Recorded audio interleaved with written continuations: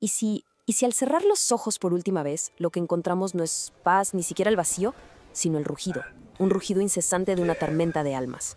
Piensen en eso, una tempestad hecha de puros recuerdos perdidos, de futuros que ya no fueron. Hoy vamos a explorar justo eso, un más allá que, créanme, no es un destino, es un campo de batalla eterno. Soy el narrador y esto es Crónicas Olvidadas. Hoy nos vamos a meter de lleno a desentrañar la cosmología de los muertos, ¿sí? Así como suena. Un universo secreto que está ahí nomás, agitándose justo al otro lado del velo. Y de paso, vamos a conocer a los guardianes que luchan para que toda esa oscuridad no termine por consumirlos. A ver, para empezar, hay que entender una cosa bien importante. El inframundo no está en un cielo lejano, ni tampoco es un infierno allá abajo en las profundidades. Está aquí mismo, justo aquí, como si estuviera superpuesto al nuestro, ¿saben? Como una de esas fotografías viejas, ya descoloridas, un reflejo oscuro de todo lo que conocemos y de todo lo que amamos. Y bueno, a este primer plano, a esta primera capa, se le conoce como las tierras sombrías. Imaginen por un momento nuestro mundo, pero quítenle todo el color, todo el calor, toda la vida. Un lugar donde cada edificio, cada calle, tiene su contraparte, su eco fantasmal, pero todo torcido, distorsionado por el peso de los recuerdos. Es un lugar que siempre, siempre está frío. Es gris y es sobre todo silencioso. Ok, a ver, pongan mucha atención aquí, porque esto es la clave de todo el asunto. Los fantasmas, o como les llaman, los espectros, no son exactamente las personas que fueron en vida. Son más bien la memoria viviente de sí mismos. Y el mundo donde están, donde habitan, está hecho de puros ecos. Ecos de cómo los recuerdan los vivos y también de cómo se recuerdan a sí mismos. O sea, es la emoción humana, el puro recuerdo, lo que le da forma a la eternidad.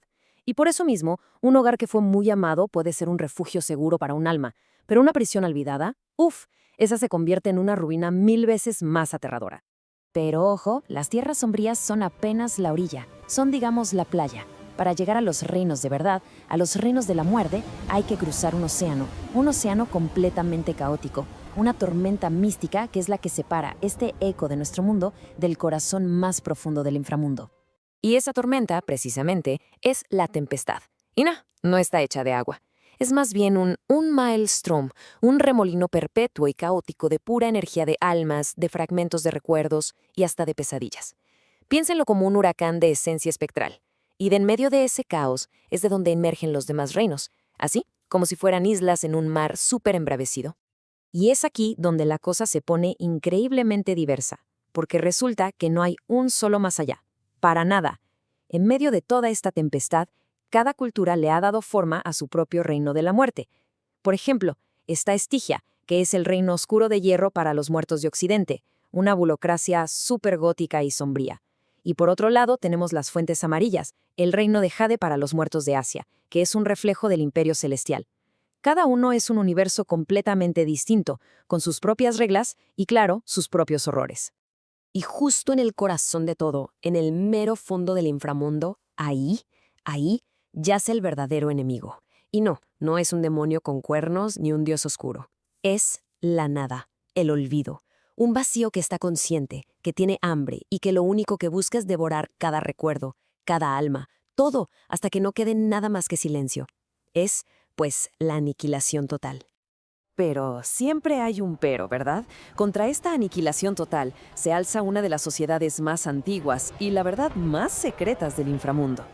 Y no son ángeles, ni tampoco demonios. Son los barqueros, una orden de espectros con una misión sagrada en medio de todo este caos.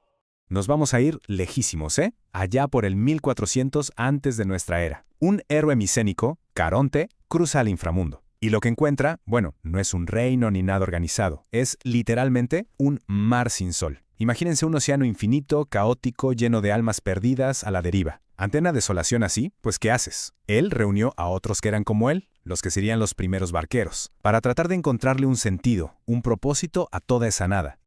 Y su misión, su chamba, la sellaron con un juramento sagrado. Ojo aquí, no se trataba de gobernar, para nada. Se trataba de servir. El propósito era súper noble, ayudar a las almas a trascender, a que no se perdieran en el olvido, y de paso, proteger al mundo de los vivos de toda esa desesperación de los muertos. Un ideal purísimo. Pero ya sabemos cómo terminan estas historias. estaba destinado a corromperse.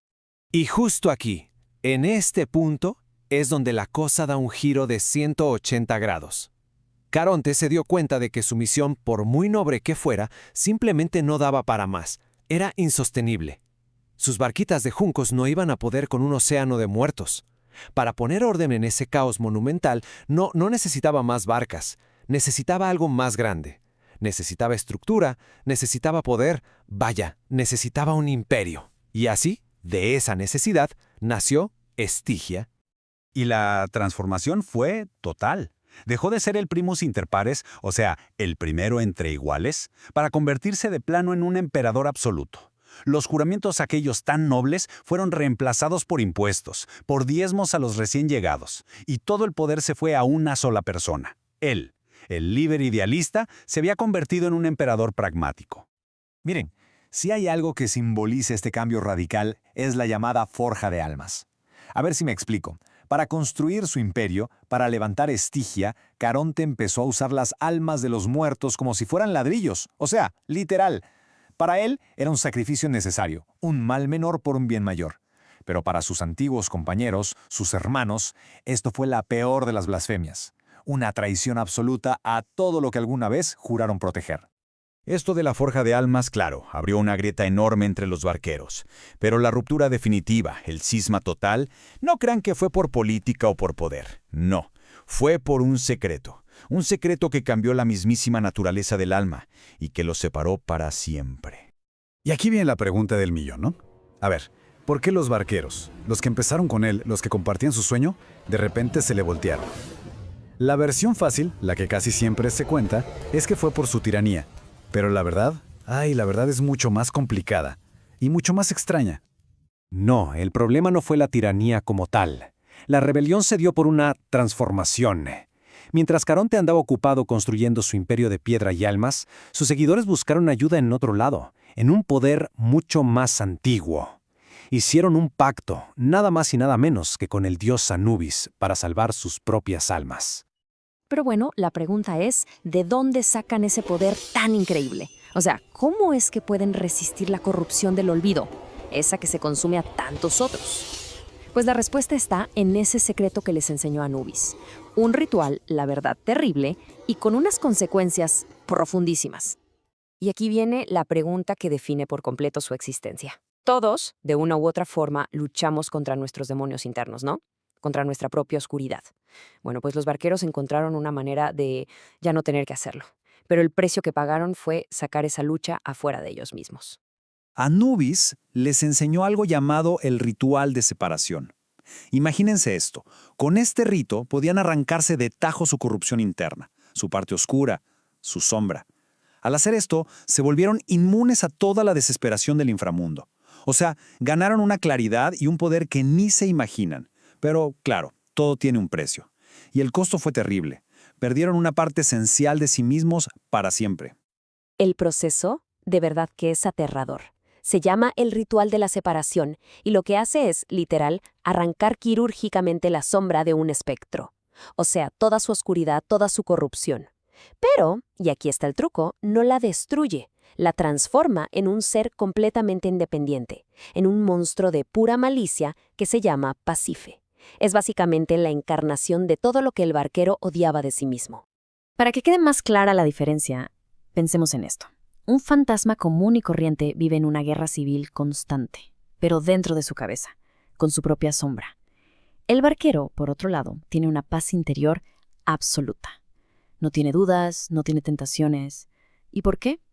Porque toda esa mugre, toda esa oscuridad, ahora es un monstruo que está afuera. Un monstruo externo, inteligente, que lo odia con toda su alma y que dedica cada segundo de su existencia a cazarlo y a destruir todo, absolutamente todo lo que él intenta construir. Y aquí, justo aquí, está la ironía más grande de toda esta historia. Caronte, el supuesto tirano, el que usaba almas como material de construcción, fue el único que se negó a hacer el ritual. El único que no quiso sacrificar una parte de su propia alma. Él se aferró a su alma completa, con todo y sus defectos, imperfecta y corruptible. Mientras, los que lo acusaban se purificaban hasta convertirse en algo, pues sí, poderoso, pero incompleto. Y vaya que fue una caída fea, ¿eh? Fue como un efecto dominó. Primero, la rebelión de sus cuates de toda la vida lo dejó completamente solo. Ese aislamiento pues lo hizo todavía más tirano, más cerrado, y para rematar, cuando el sexto gran maelstrom, que era un cataclismo espectral de proporciones bíblicas, golpeó el inframundo, su imperio ya estaba hueco, ya estaba podrido por dentro. Y esto es súper importante que quede claro, ¿eh? El Maelstrom no fue lo que tiró el imperio. No, fue, digamos, el empujón final, el golpe de gracia a algo que ya estaba hecho pedazos por dentro.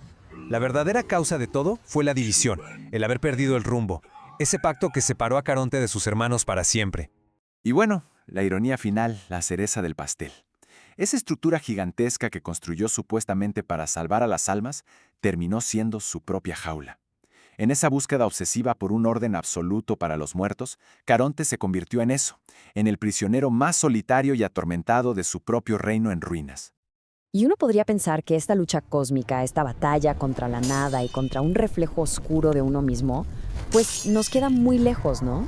Pero la verdad es que es un espejo de una de las experiencias más universales que podemos tener. Al final del día, la pregunta es, ¿qué podemos aprender de estos guardianes tan trágicos? ¿Qué nos dice su sacrificio sobre nuestras propias vidas, sobre nuestras propias batallas internas? Miren, la guerra de los barqueros contra el olvido es, en el fondo, una gran metáfora de nuestra propia búsqueda de significado, de encontrarle un propósito a las cosas en un universo que, seamos honestos, a menudo parece indiferente. Y su lucha contra su Pasifea, esa es el reflejo de la batalla que todos libramos contra nuestras peores tendencias, contra la apatía, contra la autodestrucción. Su historia en realidad es la nuestra, simplemente está escrita a una escala cósmica.